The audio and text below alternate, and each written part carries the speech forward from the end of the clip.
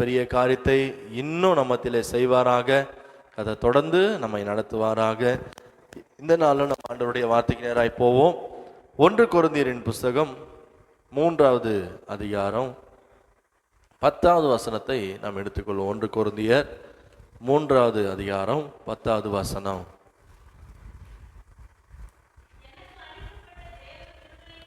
எனக்கு அளிக்கப்பட்ட தேவ கிருபையின்படியே புத்தியுள்ள சிற்பாசாரியை போல அஸ்திபாரம் போட்டேன். வேறொருவன் அதன் மேல் கட்டுகிறான். இன்ன விதமாய் கட்டுகிறான் என்று பார்க்க கடவன். போடப்பட்டிருக்கிற அஸ்திபாரமாகிய கிறிஸ்து இயேசுவை அல்லாமல் வேறே அஸ்திபாரத்தை போட ஒருவனாலும் கூடாது. ஆமென், அல்லேலூயா. எனக்கு அளிக்கப்பட்ட தேவ கிருபையின் மேலபடியே நான் அஸ்திபாரத்தை போடுகிறேன் என்று சொல்லி அப்போஸ்தலனாகிய பவுல் இந்த இடத்துல சொல்லுகிறார். அஸ்திபாரமாகிய கிறிஸ்து நமக்கு தலைக்கு எப்படி இருக்கிறார்னா மூளைக்கெல்லாம் இருக்கிறார். ஆமென். நமக்கு அஸ்திபாரம் யாரு அப்படின்னா தேவன் தான். நம்ம எதன் மேலே கட்டப்பட்டிருக்கிறோம், யார் மேலே நம்ம அஸ்திவாரம் போட்டிருக்கிறோம் அப்படின்னா இந்த உலகத்தின் மேலும் இந்த உலகத்தில் உள்ள மனுஷர் மேலும் அல்ல. நம்முடைய நம்பிக்கை, நம்முடைய அஸ்திபாரம், நம்முடைய ஆதாரம் எல்லாம் யாருன்னா கர்த்தராகிய இயேசு கிறிஸ்து. ஆமென். இந்த உலகத்தின் மேலே நம்ம அஸ்திபாரம் போட்டிருந்தால், இந்த உலகத்தின் மேலே நம்ம நம்பிக்கை வைத்திருந்தால் நிச்சயம் ஒரு நாள் அந்த நம்பிக்கை என்ன செய்யனா வீணாய் போயிருக்கும். நிச்சயம் ஒரு நாள் அந்த நம்பிக்கை கெட்டு போயிருக்கும். ஆனால் வேதம் தெளிவாக சொல்லுகிறது, நான் விசுவாசிக்கிறவர் இன்னார் என்று அறிந்திருக்கிறேன். ஆமென். இன்றைக்கு இந்த காலை நேரத்தில் யாரை விசுவாசித்து நாம் தேவனுடைய ஆலயத்துக்குள்ள வந்திருக்கிறோம் என்று சொன்னால், அஸ்திபாரமாகிய இயேசு கிறிஸ்துவை விசுவாசித்து தேவனுடைய பாதையில் நடக்கிறோம். தேவனுக்குள்ளே நாம் நிலைத்திருக்கிறோம். தேவனோடு கூட சேர்ந்து இருக்கிறோம். அல்லேலூயா. இந்த அஸ்திபாரத்தை குறித்து தான் அப்போஸ்தலனாகிய பவுல் சொல்லுகிறாரு, எனக்கு அளிக்கப்பட்டிருக்கிற தேவ கிருபையின்படியே நான் அஸ்திபாரத்தை போடுகிறேன். வேறொருவன் கட்டுகிறான். அவன் இன்ன விதமாய் கட்டுகிறான் என்று பார்க்க கடவன். ஆனால் அஸ்திபாரம் ஒன்றுதான். அவர் யார் என்று சொன்னால் கர்த்தராகிய இயேசு கிறிஸ்து. ஆமென். நம்ம எல்லா இடத்திலும் சத்தியத்தை கேட்கிறோம். இந்த சத்தியமும் இந்த மூல உபதேசம் எங்கிருந்து யாரை குறித்து சொல்லப்படுகிறது என்று சொன்னால் கர்த்தராகிய இயேசு கிறிஸ்துவை குறித்து அறிவிக்கப்படுகிறது. நீங்க நம்முடைய வாழ்க்கை யார் மேல் கட்டப்பட வேண்டும்? இன்றைக்கு நம்முடைய வாழ்க்கை யார் மேல் கட்டப்பட வேண்டும்? நம்முடைய அஸ்திவாரம் எங்க போட்டிருக்கிறோம் அப்படின்றத இன்னைக்கு காலையில் நம்ம நல்லா பார்க்க போகிறோம். பார்க்கலாமா? தூங்கலாமா? பார்க்கலாம். கண்டிப்பா பார்க்கலாமாப்பா? பார்க்கலாம். அஸ்திபாரத்தை குறித்து பவுல் தெளிவா சொல்றாரு, நான் உங்களை வழி நடத்தின விதம் எங்கன்னா கர்த்தராகிய இயேசு கிறிஸ்துக்குள்ள அவர் மேல் நீங்க கட்டப்பட்டவர்களாகும், அவருக்குள் கட்டப்பட்டவர்களாக இருக்க வேண்டும் என்று அவர் சொல்லுகிறார்.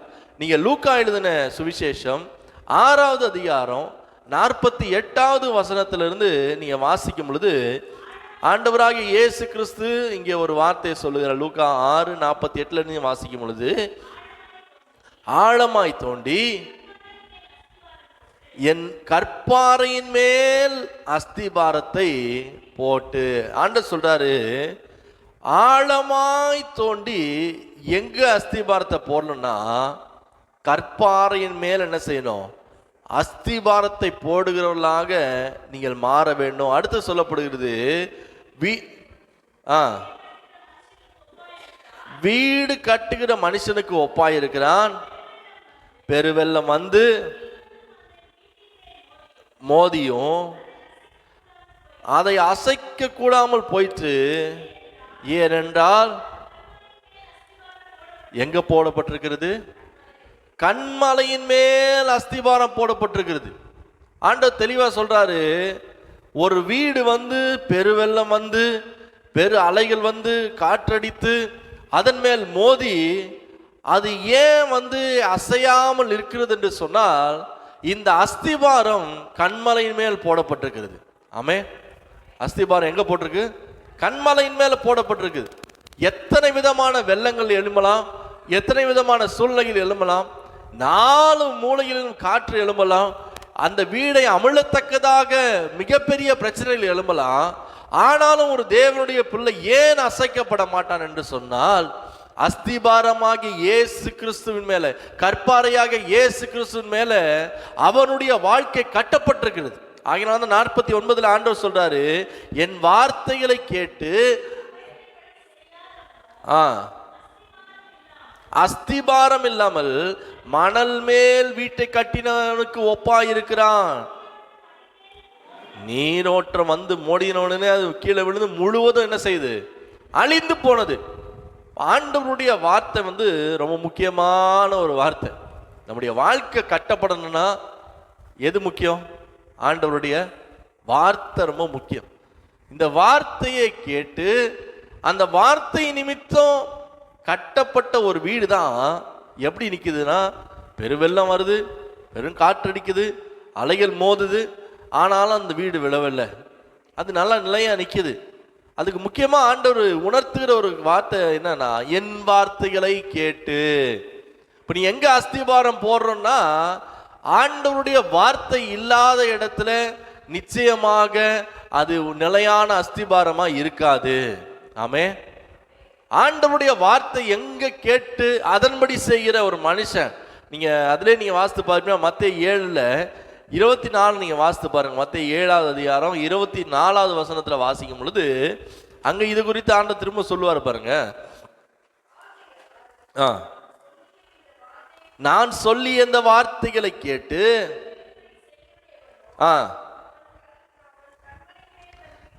கண்மலையின் மேல் தன் வீட்டை கட்டின புத்தியுள்ள மனுஷனுக்கு ஒப்பாயிருக்கிறான். இங்கே சொல்றாரு, பெருமழை சொரிந்து பெருவெள்ளம் வந்து காற்று அடித்து அந்த வீட்டின் மேல் மோதியும் அது விழவில்லை, ஏனென்றால் அது கண்மலையின் மேல் அஸ்திபாரம் போடப்பட்டதா இருக்கிறது.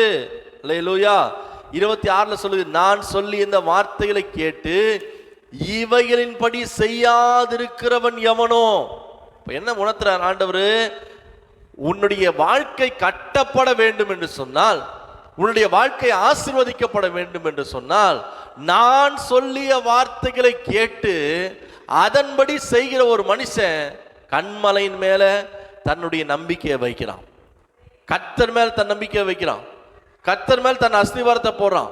ஆனால் இந்த வசனம் சொல்லுகிறது, இந்த வார்த்தைகளை கேட்டு இவைகளின்படி செய்யாதிருக்கிறவன் எவனோ அவன் தன் வீட்டை மணலின் மேல் கட்டின மனுஷனுக்கு எப்படி இருக்கானா ஒப்பா இருக்கிறான். இந்த 2 வீடு குறித்து நம்ம அநேக முறை நம்ம பிரசங்கத்தை கேட்டிருக்கிறோம். ஆனா இந்த 2 வீட்டுக்கும் ஒரே மாதிரி சம்பவங்கள் பல நடக்குது. என்ன வருது? பெருமழை வருது, பெருவெள்ளம் வருது, காற்று அடிக்குது. ஆனா இது 2 வீட்டையும் பார்க்கும்போது, இன்னொரு வீடு பெருமழை சொரிந்து பெருவெள்ளம் வந்து காற்றடித்து அந்த வீட்டின் மேல் மோதின உடனே அது விழுந்து முழுவதும் அழிந்ததான், இருக்கிற இடமே தெரியாம போயிருச்சு. ஆமே. இனி வரைக்கும் நம்ம ஏன் நிக்கிறோம் அப்படின்னா, நம்ம கர்த்தர் மேல அஸ்திபாரத்தை போட்டிருக்கிறோம். ஆமே. ஒரு சிலர்லாம் இன்னும் நிக்காமே போயிட்டாங்க, வேக வேகமா வந்தாங்க, வேக வேகமா என்ன பண்ணிடுறாங்க, போயிடுறாங்க, வர ஸ்பீட்ல போயிடுறாங்க. காரணம் என்ன? ஆண்டவருடைய வார்த்தையின் மேல அவன் அஸ்திபாரம் போடவில்லை என்று சொன்னால், அவனுடைய வாழ்க்கை ஒரு பெருவெள்ளம் வரும்போது, பெருங்காற்று அடிக்கும் போது அவன் இருக்கிற இடமே தெரியாம என்ன பண்ணிடுவான், போயிடுவான். ஆண்டவர் அதனால தெளிவா சொல்றாரு, என் வார்த்தையின் மேல நீ எப்படின்னா நோக்கமா இருங்க, என் வார்த்தையில நான் சொல்லிய வசனத்தை கேட்டு அந்த வார்த்தையின் மேல நீ நம்பிக்கையாயிரு. இப்ப நீ இன்னைக்கு நமக்கு ஒரு ஆதாரமே என்ன அப்படின்னா, சர்ச்சைக்கு வர்றதுக்கு ஒரு ஆதாரமே என்ன ஆதாரம் சொல்லுங்க? நீ நான் சர்ச்சைக்கு போறேன்னு எப்படி கண்டுபிடிப்பாங்க? பைபிள் என்ன பண்ணுவோம், மற்ற நாள்லாம் எதையாவது ஒன்று தூக்கிட்டு வருவோம். ஆனால் ஞாயிற்றுக்கிழமை நம்ம சபைக்கு போறோன்னு பக்கத்து வீடுக்கும் வர வரையில் இருக்கிற டீ கடைக்கும் தெரியணும்னா எதை எடுத்துட்டு வருவோம்? பைபிள் எடுத்துட்டு வந்தா, ஓ அவங்க எங்க போறாங்க, சர்ச்சைக்கு போறோம். சரி, இந்த பைபிளை மட்டும் எடுத்துட்டு வரதில்லை, எந்த பிரயோஜனமும் கிடையாது. இதுல ஆண்டவர் கொடுத்த அநேக வார்த்தைகள் உண்டு. இந்த வார்த்தையின்படி செய்கிறவனே கர்த்தர் மேல அஸ்திபாரம் போடப்பட்ட மனுஷன். இந்த வார்த்தையை கேட்டு அதன்படி அவன் செய்கிறான். இந்த வார்த்தை ஆண்டவர் ரொம்ப முக்கியத்துவப்படுத்துகிறாரு. இந்த வார்த்தையை செய்யாத மனுஷனை குறித்து ஆண்டவர் மிகவும் வேதனைப்படுகிறார். இந்த வார்த்தையில கர்த்தருக்குள்ள ஒரு மனுஷன் நிலைத்திருக்க, ஜீவனுக்குள்ள பிரவேசிக்க, ஜீவனை விரும்ப இந்த வார்த்தை அவனுக்கு வழி நடத்துகிறது. ஆமே, ஒரு மனுஷன் பரலோகம் போனோம் அப்படின்னா வேத புஸ்தகத்தில் இருக்கிற வார்த்தையில கேட்காம படிக்காம பரலோகத்தை என்ன பண்ண முடியாது, போக முடியாது. ஏன்? இந்த வார்த்தைகள் தான் அவனை பரலோகத்து நேராக வழி நடத்தும். நான் இன்னைக்கு 3 காரியத்தை நான் இன்னைக்கு உங்க நேராக கொண்டு வருகிறேன். முதலாவது, கர்த்தருடைய வார்த்தைக்கு செவி கொடுக்கும் போது நாம் அஸ்திபாரத்தின் மேல நம்முடைய வாழ்க்கை கட்டப்படும். யோவான் எழுதின சுவிசேஷம் 10வது அதிகாரம் 27வது வசனத்தை நாம் எடுத்துக்கொள்வோம். யோவான் எழுதின சுவிசேஷம் 10வது அதிகாரம் 27வது வசனத்தை நாம் எடுத்துக்கொள்வோம். யோவான் 10:27, என் ஆடுகள் என் சத்தத்திற்கு செவி கொடுக்கிறது, நான் அவைகளை அறிந்திருக்கிறேன், அவைகள் எனக்கு பின் செல்லுகிறது. ஆமே, என் ஆடுகள் என் சத்தத்துக்கு என்ன செய்யுதுன்னா செவி கொடுக்கிறது. உண்மையாய் கர்த்தரை தேடுகிற பிள்ளைகளுக்கு, உண்மையாய் கர்த்தரை நேசிக்கிற ஒரு பிள்ளைகளுக்கு, உண்மையாய் என்னுடைய வாழ்க்கை கர்த்தருக்கு நேராக இருக்கிறது என்று சொல்லுகிற பிள்ளைகளுக்கு இந்த வார்த்தை மிகவும் பொருந்தும். என் ஆடுகள் என் சத்தத்துக்கு என்ன பண்ணுனா செவி கொடுக்கும். ஆண்டவருக்கு கீழ்ப்படியாத ஒரு ஆடு இருக்குமானா அந்த ஆடு யாருடைய சத்தத்துக்கு என்ன பண்ணாதுங்க, செவி கொடுக்காது. ஆண்டவர் அறிந்திருக்கிறாரு, அவைகள் எனக்கு பின் என்ன சொல்லுது, செல்லுகிறது. ஒரு மனுஷன் கர்த்தருடைய சத்தத்தை கேட்டா நிச்சயமாய் கர்த்தருக்கு பின்பாக என்ன செய்வாங்க, நடப்பான். நீங்க 28வது வசனத்தை வாசிக்கும் பொழுது, நான் அவைகளுக்கு நித்திய ஜீவனை கொடுக்கிறேன், அவைகள் ஒரு காலம் கெட்டு போவதில்லை, ஒருவனும் அவைகளை என் கையிலிருந்து என்ன செய்யல, பறித்து கொள்வதும் இல்லை. ஆண்டவர் சொல்றாரு பாருங்க, என் வார்த்தைகளை செவி கொடுக்கிற மனுஷனுக்கு ஒரு நாள் கெட்டு போகிற சூழ்நிலை வராது. ஆமே, கெட்டு போகிற சூழ்நிலை ஏன்? அவன் அந்த வார்த்தையில கேட்டு கேட்டு கேட்டு கர்த்தர் மேல அவனுடைய வாழ்க்கை, அஸ்திபாரமாகிய இயேசு கிறிஸ்து மேல அவனுடைய வாழ்க்கை கட்டப்பட்டிருக்கிறது. அந்த வாழ்க்கை கட்டப்பட்டதுனால அந்த மனுஷனுடைய வாழ்க்கை எப்படி மாறுதுன்னா, ஆண்டவருடைய சத்தத்துக்கு செவி கொடுத்து அந்த மனுஷனுடைய வாழ்க்கை உயர்த்தப்படுகிறது. அந்த ஒரு நாள் அவனுடைய வாழ்க்கை கெட்டு போகிறது இல்லை. இந்த வார்த்தைகள்லாம் நம்ம எதுக்கு நேரம் நடத்துது, நித்திய ஜீவனுக்கு ஏதுவாக நடத்தி கொண்டிருக்கிறது. என்ன சொல்ற பாருங்க, ஒருவனும் அவைகளை என் கையில் இருந்து என்ன செய்யறது இல்லை, பறித்து கொள்வதும் இல்லை. காரணம் என்னன்னா, இந்த வீடு, இந்த ஆடு என்னுடைய வார்த்தைகளுக்கு செவி கொடுக்கிறது. இந்த மனுஷன் கர்த்தரால் கட்டப்பட்டு கொண்டிருக்கிறான். இந்த மனுஷனுடைய வாழ்க்கை கர்த்தர் மேல அஸ்திபாரம் போடப்பட்டிருக்கிறது. ஆமே, அதனாலதான் சங்கீதம் நீங்க வாசிக்கும் பொழுது 58:5 வாசிக்கும் பொழுது எத்தனையோ விதமான வார்த்தையில் தாவீது சொல்லுவார். இந்த வார்த்தை வினோதமா இருக்கும். 58:5 வாசிக்கும் பொழுது, பாம்பாட்டிகள் வினோதமாய் ஊதினாலும்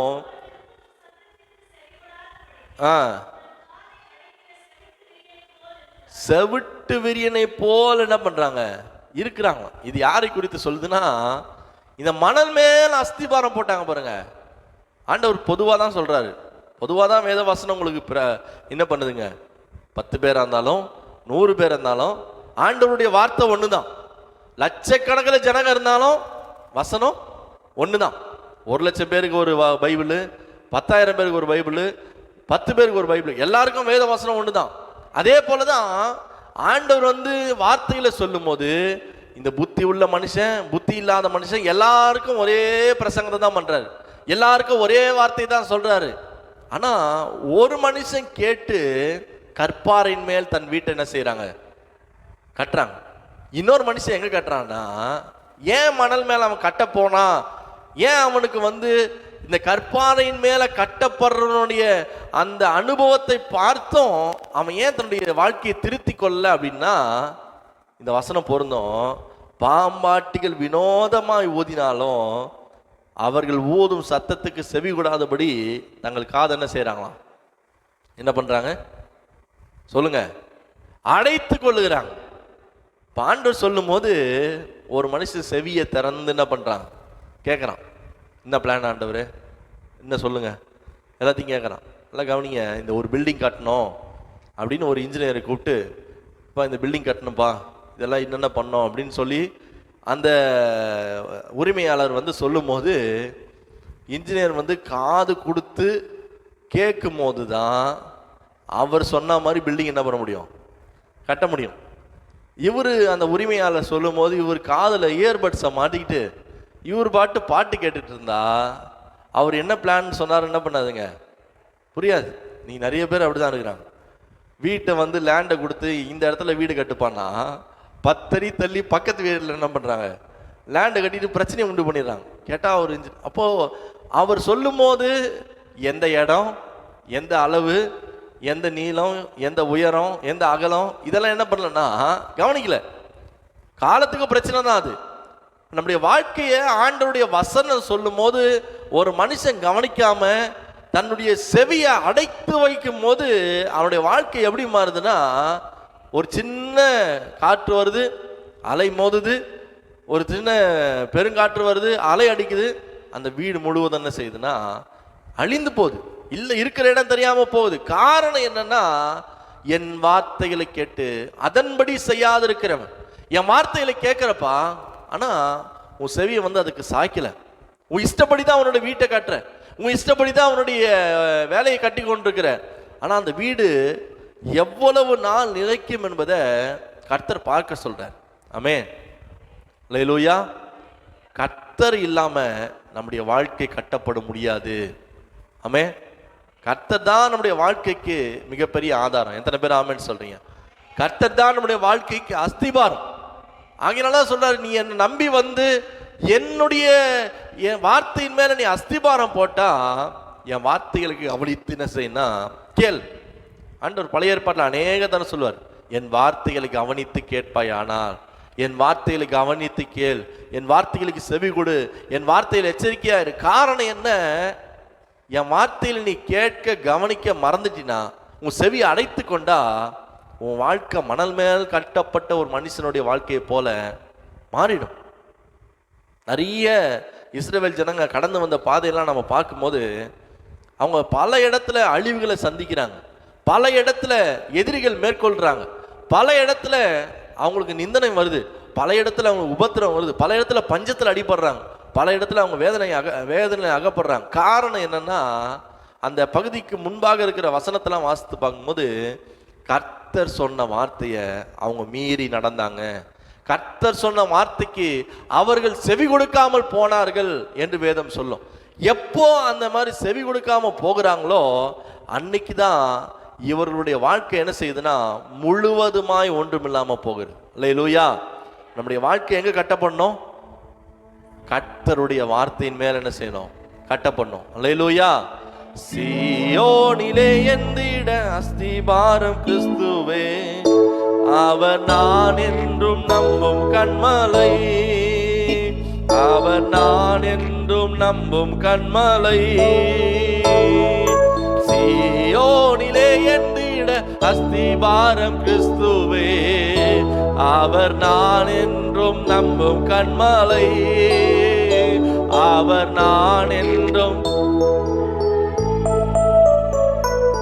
புயல் அடித்தாலும் அலை மோதினாலும் எவர் எனக்கு எதிராய் எழும்பினாலும், சொல்லுங்க, புயல் அடித்தாலும் அலை மோதினாலும் எவர் எனக்கு எதிராய் எழும்பினாலும், எனக்கு எட்டாத உயரத்திலே எடுத்தவன் நிறுத்திடுவார், எனக்கு எட்டாத உயரத்திலே எடுத்தவன் நிறுத்திடுவார். சீயோனிலே எந்திட அஸ்திபாரம் கிறிஸ்துவே, அவர் நான் என்றும் நம்பும் கண்மலை, அவர் நான் என்றும் நம்பும் கண்மலை. அல்லேலூயா. என் திட அஸ்திபாரம் சீயோனிலே உண்டு. ரெண்டாவது நம்ம ஒரு வார்த்தையை கவனிப்போம். யோவான் எழுதின சுவிசேஷம் 15வது அதிகாரம் 5வது வசனத்தை நாம் எடுத்துக்கொள்வோம். யோவான் 15:5. நானே திராட்சை செடி, நீங்கள் கொடிகள், ஒருவன் என்னிலும் நான் அவனிலும் நிலைத்திருந்தால் அவன் மிகுந்த கனிகளை கொடுப்பான். என்னை அல்லாமல் உங்களால் ஒன்றும் செய்ய முடியாது. ஆமென். எப்பொழுது நம்முடைய வீடு கட்டப்படும், எப்பொழுது நம்முடைய அஸ்திவாரம் திடமாய் மாறும் என்று சொன்னால், நாம் கர்த்தருக்குள்ளே நிலைத்திருக்கும் போது. எப்போ மாறுங்க? கர்த்தருக்குள்ளே நிலைத்திருக்கும் போது. முதலாவது கர்த்தருடைய வார்த்தை, அந்த வார்த்தையில கேட்கும் போது தான் நம்முடைய வீடு என்ன பண்ணும்? நிலையா நிற்கும். அந்த வார்த்தைக்கு செவி கொடுக்கும் போது கர்த்தருடைய வார்த்தையின் மேல் அஸ்திவாரம் போடும். ரெண்டாவது, கர்த்தருக்குள்ளே எந்த ஒரு மனுஷன் நிலைத்திருக்கிறானோ அந்த மனுஷனுடைய வாழ்க்கை, அந்த வாழ்க்கை தான் அவனுடைய கட்டப்படும். இந்த வசனம் சொல்லுகிறது, நீங்கள் கொடிகள், ஒருவன் என்னில் நிலைத்திருந்தால் எப்படி இருப்பான்னா மிகுந்த கனிகளை கொடுப்பான். கர்த்தருக்குள்ள நிலைத்திருக்கிறது இன்னைக்கு ரொம்ப பெரிய விஷயம் அப்படின்னு சொல்லலாம். ஏன்? ஒரு காற்று வருது, புயல் வருது, பெருவெள்ளம் வருதுன்னா அந்த வீடு நிற்க முடியல. ஏன்னா அவங்க கர்த்தருடைய வார்த்தையிலையோ கர்த்தருக்குள்ளேயோ என்ன செய்யலைன்னா நிலைத்திருக்கல. திராட்சை செடியை குறித்து ஆண்டவர் மிக தெளிவா சொல்றாரு, உனக்கு கனி கொடுக்க வேண்டும் என்ற ஆசை இருந்தா, உன்னுடைய வீடு கட்டப்பட வேண்டும் என்ற ஆசை இருந்தா, நீங்கள் என்னோடு கூட முழுவதுமாய் வாழ வேண்டும் என்ற ஆசை இருந்தால், நீங்கள் நித்திய ஜீவனுக்குள்ளே பிரவேசிக்க வேண்டும் என்ற ஆசை இருந்தா, நீங்கள் எனக்குள்ளே என்ன செய்யணும்? நிலைத்திருக்கணும். நீங்க நிலைத்திராம நிச்சயம் உங்களால் என்ன செய்ய முடியாதுன்னா கனி கொடுக்க முடியாது. ஆமே. யார் ஒருத்தரும் நான் சபைக்கு வரேன், நான் வசனத்தையும் கேட்க மாட்டேன், நான் ஜபத்தையும் கவனிக்க மாட்டேன், நான் பாடலையும் பாட்டையும் கேட்க மாட்டேன், ஆனால் நான் சபைக்கு வந்துட்டு போகிறேன்னா 10 வருஷம் கழித்து அவரை கூப்பிட்டு ஒரு ஜெபம் பண்ணுங்கனாலும் அவருக்கு என்ன செய்யாது? ஜெபம் பண்ண தெரியாது. ஒரு பாட்டு பாடுங்கன்னா என்ன பண்ண மாட்டார். ஏன் பாட மாட்டாரு? நான் பிறந்ததுலேருந்தே நான் கிறிஸ்தவன் தான். ஓகே, காரணம் என்ன? ஒரு இடத்துல உங்களால் என்ன செய்ய முடியல, கொஞ்ச நேரம் நிலைச்சு இருக்க முடியல. திராட்சை செடியை குறித்து ஆண்டவர் தெளிவாக சொல்றாரு, நீ நிலைத்திராவிட்டால் கனி கொடுக்க முடியாது. இப்போ கீழே கூட திராட்சை செடி இருக்கு. இந்த திராட்சை செடியை எடுத்து இங்கே கொஞ்ச நாள் வச்சு, பக்கத்துக்கு கொஞ்ச நாள் வச்சு, எதிர்க்க கொஞ்ச நாள் வச்சு மாற்றிக்கிட்டே இருந்தோன்னா அதுல இருந்து ஒரு கனியை என்ன பண்ண முடியாது, பார்க்க முடியாது. அப்போ நம்முடைய வாழ்க்கை கட்டப்படுகிறதுக்கு கர்த்தருக்குள்ளே நீங்கள் நானும் செய்யணுங்க, நிலைத்திருக்கணும். நீங்க ஏசாயால வாசிக்கும் பொழுது 5வது அதிகாரம் 2வது வசனத்தை வாசிக்கும் பொழுது, முதல் வசனத்திலிருந்து வாசிப்போம். ஏசாயா 5:1 இருந்து வாசிக்கும் பொழுது,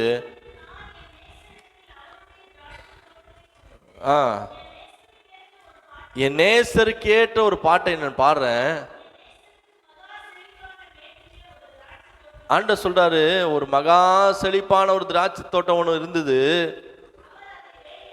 அது என்ன செய்யறாருன்னா வேலி அடைக்கிறாரு, கற்களை பொறுக்கி அதில் நற்குல திராட்சை செடிகளை நட்டு அது நடுவிலே ஒரு பெரிய கோபுரத்தை கட்டி அதுல ஒரு ஃபேக்டரியை உண்டு பண்ணி நல்ல திராட்சை பழங்களை தரும் என்று காத்திருந்தார். அதுவோ கசப்பான பழங்கள் என்ன செய்யுது? ஆமே. இவர் நல்ல திராட்சை செடி என்ன பண்ணாரு? நட்டார். அதுக்கு உண்டான வேலி என்ன பண்ணாரு? அடைச்சார். அதுல இருக்கிற கல்லை பொறுக்கிட்டு அதுக்கு தண்ணி ஊற்றி அதை பராமரித்து அதுக்கு ஒரு ஆளை போட்டு எல்லாம் பார்த்து நடுவில் பெரிய ஒரு ஃபேக்டரியும் கட்டி வச்சு இந்த வருஷம் நல்ல பழத்தை கொடுக்கும். அந்த திராட்சை பழத்தை எடுத்துட்டு போய் நம்ம ஆலையில கொட்டி ஜூஸ் எடுக்கலான்னு பார்த்தா இப்ப நடந்தது என்ன? அதுவோ கசப்பான பழத்தை தந்தது. காரணம் என்ன? நீ அடுத்தது வாசிங்கன்னா ஆண்டவர் மிகவும் தெளிவா சொல்ற, இஸ்ரவேல் ஜனங்க நல்ல கனியை கொடுப்பாங்கன்னு எதிர்பார்த்து எனக்கு கசப்பான பழங்களை கொடுக்கறதுக்கு காரணம் என்னன்னா, ஒரு மனுஷ கர்த்தருக்குள்ள நிலைத்திராவிட்டா அவனுடைய வாழ்க்கையிலிருந்து கசப்பு தான் நிறைய வெளியப்படும். ஆமே. லூயா. என்ன வெளிப்படும்? கசப்பு தான் வரும். நல்ல பழத்தை தரணும் அப்படின்னா ஒருத்தன் கர்த்தருக்குள்ள என்ன பண்ணணும்னா நிலைத்திருக்கணும். அப்பதான் அவன் கர்த்தருக்குள்ள நல்ல கனிகளை கொடுக்க முடியும், கர்த்தருக்கு பிரியமானதை செய்ய முடியும். அந்த அடுத்த வசனம் வாசிக்கும் பொழுது, எருசலேமின் குடிகளே, யூதாவின் மனுஷரே, என் திராட்சை தோட்டத்துக்கு நியாயம் தீருங்கள். நான் என் திராட்சை தோட்டத்திற்காக செய்யாத எந்த ஒரு வேலை உண்டா? அதற்கு இனி செய்யலாம். அது நல்ல திராட்சை பழங்களை தரும் என்று காத்திருக்க, அது கசப்பான பழங்கள் என்ன பண்ணுது? தருது. இப்ப நான் என்ன செய்ய போறேன்னா, அதுக்கு உண்டான வேலி எடுத்து போட போறேன். அது மேய்ந்து போடப்படட்டும், அதன் அடைப்பை தகர்த்து போடுவேன். அது மிதி உண்டு போகட்டும், அதை பாழாக்கி விடுவேன். அதை கிளைகள் நறுக்கப்படாமலும் களைகள் கொத்தி எடுக்கப்படாமல் போவதனால் முட்செடிகளும் நெரிஞ்சலும் முளைக்கும். மேகங்களுக்கு என்ன பண்ணுவேன்? கட்டளையிடுவேன். ஆண்டவர் எல்லாத்தையும் என்ன பண்றாருன்னா மூடிடுறேன். அதை நான் பார்க்க மாட்டேன்ப்பா, மெயின்டைன் பண்ண மாட்டேன். முள் மூடட்டும், மழை பெய்யாது கூடாதுன்னு மழைக்கு நான் கட்டளையிடுவேன். அதுல இருக்கிற மாடுகள்லாம் மேய்ந்து போடட்டும், எல்லாம் மிதி உண்டு போகட்டும். காரணம் என்ன? இது நான் எத்தனையோ காலம் இதற்கான நேரத்தை கொடுத்தேன். ஆனா இது நல்ல கனிகள் என்ன செய்யல, கொடுக்கல. கர்த்தருக்குள்ள ஒரு மனுஷன் நிலைத்திருந்தா ஆண்டவருக்குள்ள இன்னும் செழித்துவங்கான தவிர ஒரு நாளும் கீழே போகவே மாட்டான். ஆமே. இப்ப இந்த தோட்டத்துக்கு என்ன ஆண்டவர் சொல்றாருன்னா, நீ நல்ல கனி கூடாத பட்சத்துல நீ என்ன செய்யப்படுவனா, மீதி உண்டு போடப்படுவ. நீ இருக்கிற இடம் தெரியாம போயிடுவ. உனக்கு ஒண்ணுமே மழை பெய்யாது, முச்செடிகள் உனக்கு நெருக்கி போடும். ஆமே. அங்க வீடு ஒன்றும் இல்லாம போச்சு, இங்க ஒரு பெரிய தோட்டமே என்ன பண்ணுது? காரணம் என்ன? அங்க கர்த்தருடைய வார்த்தைக்கு செவி கொடுக்கல, இங்க கர்த்தருக்குள்ள நிலைத்திருக்கல. அல்லேலூயா. இன்னைக்கு கர்த்தருடைய வார்த்தையின் மேல் நம்பிக்கையா இருக்கிற ஒரு மனுஷன், கர்த்தருக்காக காத்திருக்கிற ஒரு மனுஷன், கர்த்தருடைய முகத்தை நோக்கி இருக்கிற ஒரு மனுஷன், நம்ம எல்லாம் எப்படி மாறணும் அப்படின்னா, கர்த்தருக்குள்ள இன்னும் வைராக்கியமாய் மாற வேண்டும். இன்னும் கர்த்தருக்குள்ள நம்முடைய வாழ்க்கை இன்னும் கட்டப்பட வேண்டும்.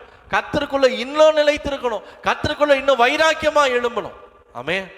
கர்த்தர் அப்படி நமக்கு கிருபை தருவாராக. வசனம் சொல்லுகிற நல்ல கனி கூடாத மரமெல்லாம் வெட்டுண்டு அக்கினியில் என்ன பண்ணும்? போடப்படும். ஏன்? ராஜா வருகிறா, நீ ஆயத்தமாவு, அவர் ஒரு நாள் சீக்கிரம் வரப்போகிறா. இந்த வார்த்தையில கேட்டு உன்னுடைய வீட்டை நல்ல புத்தி உள்ள மனுஷனுக்கு ஒப்பாக நீ கட்டுவதற்கு என்ன செய்யணும்? ஆயத்தமாயிரு. மூன்றாவது நான் ஒரு காரியத்தை நம்ம சொல்லி முடிக்கலாம். பார்த்து லூக்கா எழுதின சுவிசேஷம் 12வது அதிகாரம் 47வது வசனத்தை நம்ம எடுத்துக்கொள்வோம். லூக்கா 12:47 எடுத்துக்கொள்வோம். தன் எஜமானுடைய சித்தத்தை அறிந்தும் ஆயத்தமாயிராமலும் இருந்த ஊழியக்காரன் அநேக அடிகள், அடிக்கடி பிரதர் சொல்றார், ஊழியக்காரனுக்கு தான் அநேக அடிகள் உண்டு பிரதர், நாங்களாம் கூட தப்பிச்சிருவோம், நாங்களாம் கூட. இப்போ வசனம் சொல்லுகிறது, ஆண்டவர் சொல்றாரு, எஜமானுடைய சித்தத்தை அறிந்தும் ஆயத்தமாயிராமல். மூணாவது எழுதிங்க, எஜமானுடைய சித்தத்தை அறிந்து செயல்படுகிற மனுஷன் கர்த்தருடைய அஸ்திபாரத்தின் மேல கட்டப்படும். ஆமே. யாருடைய சித்தத்தை அறியணும்? எஜமானுடைய சித்தத்தை.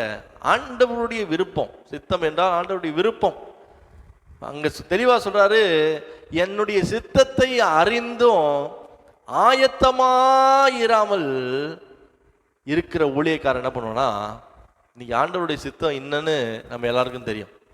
ஆண்டவருடைய நோக்கம் என்னன்னு, அவரை தேடணும், அவருக்கு உண்மையா இருக்கணும், அவருடைய பாதையில் நடக்கணும். ஆண்டவர் வரும்போது அவரோடு கூட நீங்களும் நானும் எங்க போனோம்? பரலோகத்துக்கு போகணும்.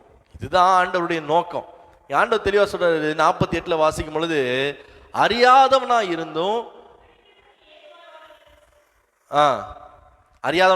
அடிகளுக்கு ஏதுவானவளை செய்தவனோ சில அடிகள் அடிக்கப்படுவான். ஏன்? அவனுக்கு தெரியாது. ஆமே. யார் பரலோகம் போவா அப்படின்னா, இன்னார் பரலோகம் போவாங்கன்றது நிச்சயமே கிடையாது. ஒரு நாளைக்கு 10 மணி நேரம் ஒருத்தர் ஜெபம் பண்ணிட்டே இருக்கிறாரு, அவர் பரலோகம் போயிட்டு வரா பிரதர் அப்படின்னு கேட்டிங்கன்னா நிச்சயமா என்ன பண்ண மாட்டாரு. அது ஆண்டவருடைய சித்தம். இல்ல அவர் உபவாசத்திலே இருக்கிறாரு அதனால அவர் பரலோகத்துக்கு போயிட்டு வரா தெரியாது. இல்ல அவர் டீ கடை பக்கமே போக மாட்டாரு, வீட்டை விட்டு என்ன பண்ண மாட்டாரு, வெளியவே போக மாட்டாரு, வீட்டுக்குள்ளேயே இருந்து தன்னை பரிசுத்தமா காத்துக் கொள்ளுகிறாரு, அதனால அவர் பரலோகத்துக்கு போயிடுவாரா? தெரியாது. ஆண்டவருடைய வசனம் சொல்லு, நான் எவன் மேல் இரக்கமா இருக்க சித்தமா இருக்கிறேனோ அவன் மேல இரக்கமா இருப்பேன். யாருக்கு தெரியும்? எதிர் வீட்டில் இருக்கிற ஒரு மனுஷன் ஆண்டவரை பத்தி தெரியாம இருக்கலாம், ஆனா ஆண்டவர் அவனுக்கு ஒரு அடி கொடுத்து உடனே பரலோகத்துக்கு கொண்டு போக ஆண்டவரால முடியும். வசனம் அறியாதவனா இருக்கிறவனுக்கு அடிகளுக்கு ஏதுவானது செய்கிறனோ சில அடிகள் அடிக்கப்படுவான். எவனிடத்தில் அதிகமாய் கொடுக்கப்படுகிறதோ அவனிடத்தில் அதிகமாய் கேட்கப்படும். மனுஷர் எவனிடத்தில் அதிகமாய் ஒப்புவிக்கிறார்களோ அவனிடத்தில் அதிகமா என்ன பண்ணுவாங்க, கேட்பாங்க. இப்போ இந்த வசனம் தெளிவா சொல்லு, எஜமானுடைய சித்தத்தை அறிந்திருக்கிற ஒரு தேவ ஜனம் எப்பொழுதும் எப்படி இருக்குன்னா ஆயத்தமா இருக்கணும். எப்பவுமே என் வாழ்க்கை எங்க இருக்குது, ஆண்டவர் மேல கட்டப்பட்டிருக்கணும். எப்பவுமே என் வாழ்க்கை எங்க இருக்குது, கர்த்தருக்கு நேரா இருக்கிறது. ஏன்னா உங்க மேல எங்க மேல என் மேலையும் ஆண்டவர் வச்ச நோக்கம் பெரியது. ஆண்டவருடைய சித்தத்தை அறிந்ததுனாலதான் இன்னைக்கு நம்ம ஆண்டவருடைய ஆலயத்துக்குள்ள என்ன பண்றோம், இருக்கிறோம். இப்போ எஜமானுடைய சித்தம் எனக்கு தெரியாதுன்னு யாரும் என்ன பண்ண முடியாது, தப்பிக்கவே முடியாது. ஆண்டவர் வந்து கேட்கும் போது எனக்கு தெரியாத ஆண்டவரே, எனக்கு போகாத ஆண்டவரேன்னா மொத்த பிரசங்கத்தையும் எடுப்பார். உனக்கு எத்தனை வருஷம், எத்தனை வாரம், எத்தனை வார்த்தை, நான் சொல்ற இந்த 3 பாயிண்ட்டை கூட எழுதாம விட்டுறலாம். ஆண்டவர் மொத்தத்தையும் கொண்டு வந்து என்ன பண்ணுவார், பெரிய ஒரு டேட்டா பேஸை கொடுப்பார் கையில்.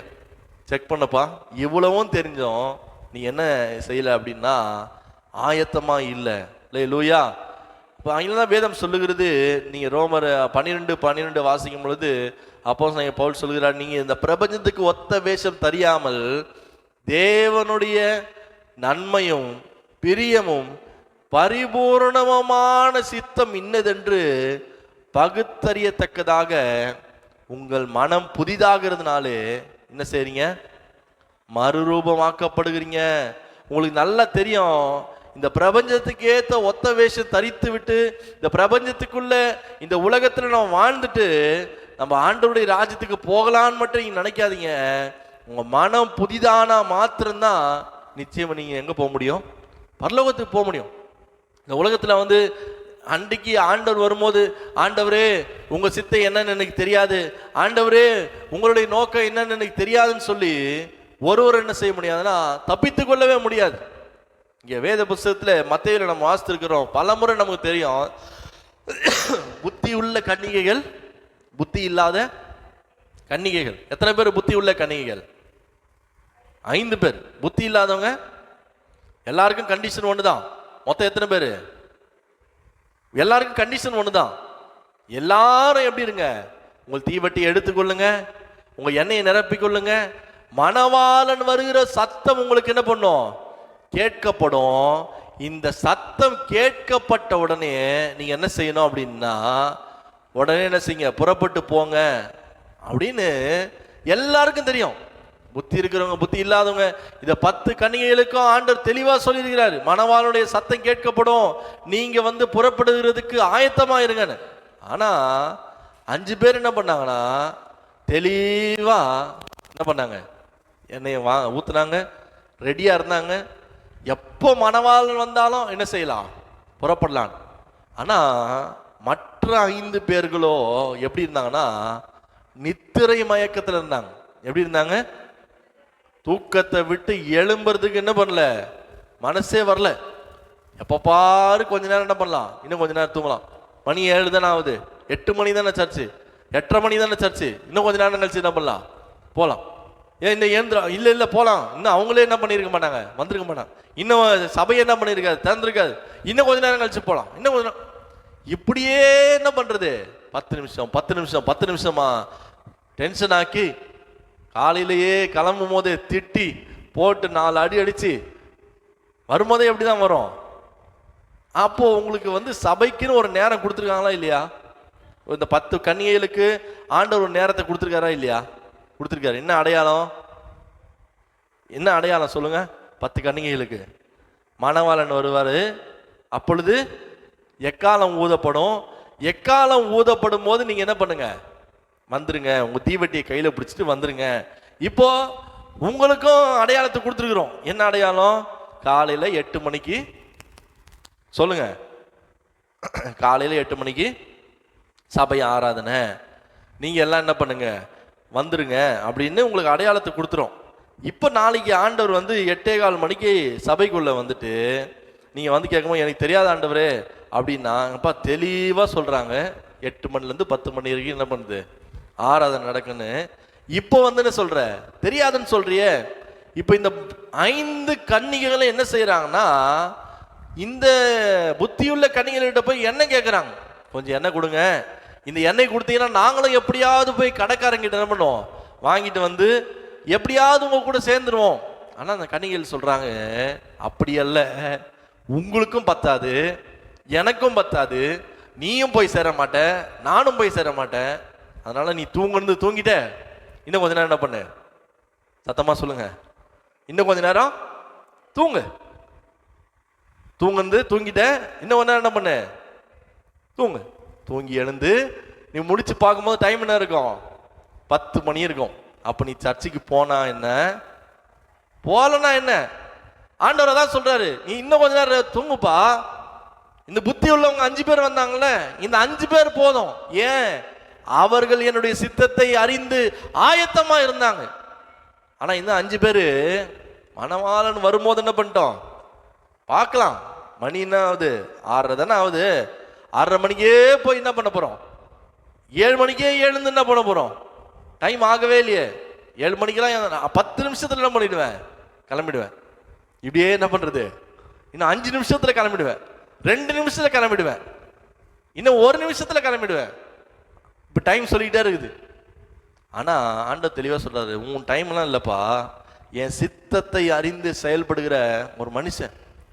கவனிங்க, இந்த புத்தியுள்ள கன்னிகள் 5 பேரும் தங்களுடைய தீவட்டையில் எடுத்துக்கொண்டு பிரவேசித்துட்டாங்க, உள்ள போயிட்டாங்க. மணவாளனுடைய அறை திறக்கப்பட்டது, உள்ள போயிட்டாங்க. ஆனா இந்த புத்தி இல்லாத 5 பேரும் வராங்க. ஆண்டவரே, நீர் எங்களுக்கு என்ன பண்ணணும், திறக்கணும். தெளிவா சொல்றாங்க, கதவு மூடியாச்சு, இனி உனக்கு உள்ள என்ன பண்ணல, இடம் இல்ல. ஏன்? உனக்கு அறிவிக்கப்படாம இல்ல, உனக்கு வந்து எச்சரிக்கப்படாம இல்ல, உனக்கு வந்து சொல்லப்படாம இல்ல. உனக்கு எல்லாத்தையும் நான் சொல்லி தான் விட்டேன்.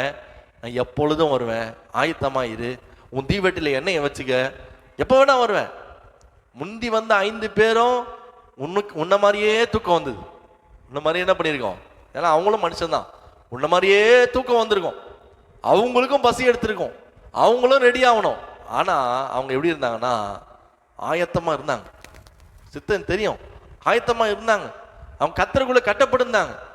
ஆனா நீ என்ன பண்ற, கடைசி வரைக்கும் நித்திரை மயக்கத்தை விட்டு என்ன பண்ணல, எழுந்துக்கவே இல்லை. இந்த நித்திரை மயக்கத்திலேயே என்ன பண்ணிட்டு இருக்கீங்க, இருக்கிற கிளைமேட்டும் எப்படிதான் இருக்குது, நித்திரை மயக்கத்தை விட்டு ஒரு மனுஷனை எழும்பவே விட மாட்டுது. இப்போ சென்னையில் இருக்கிற சூழ்நிலையை பார்க்கும்போது, நம்ம சென்னையில தான் இருக்கிறோமா, இல்ல ஊட்டியில் இருக்கிறோமா, கொடைக்கானல்ல இருக்கிறோமா, என்ன பண்ணல தெரியல. அதனால அப்படியே இன்னும் கொஞ்சம் நித்திரை மயக்கத்திலே இருப்போம், நித்திரை மயக்கத்திலே இருப்போம்னு 10 நிமிஷமா அலாரம் வச்சு அலாரம் அடிச்சு அலாரம் தன்னுடைய வேலையை கரெக்டாக என்ன பண்ணுது செய்யுது. அலாரத்தை எழுப்பி ஆண்டவர் வந்து இந்த மொபைல் ஃபோனை கேட்டால் கூட தெளிவாக என்ன பண்ணோம், பதில் சொல்லும். நான் கரெக்டாக 6:30 மணிக்கு அடித்தேன், 7 மணிக்கு அடித்தேன், 7:30 மணிக்கு அடித்தேன். அவங்க லாங் டைம் ஆஃப் பண்ணிட்டாங்க, நான் அடிக்கலை. ஆண்டவர்கிட்ட தெளிவாக என்ன பண்ணோம், பதில் சொல்லும். இன்னைக்கு ஆண்டவருடைய சித்தத்தை அறிந்து செயல்படுகிற ஒரு மனுஷன் தான் கர்த்தர் மேல கட்டப்பட முடியும். எத்தனை பேர் ஆமேன்னு சொல்றீங்க? ஆமே. நீங்க நம்ம எப்படி வேணா இருக்கலாம்.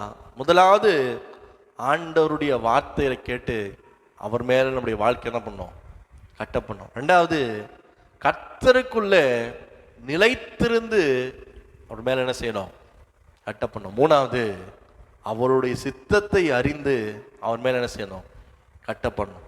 3 காரியத்தையும் நம்முடைய வாழ்க்கையில செய்யும் போது தேவன் நம்மை உயர்த்த போதுமானவராக இருக்கிறார். எல்லா கண்களை மூடி ஆண்டவருடைய முகத்தை நோக்கி பார்ப்போம்.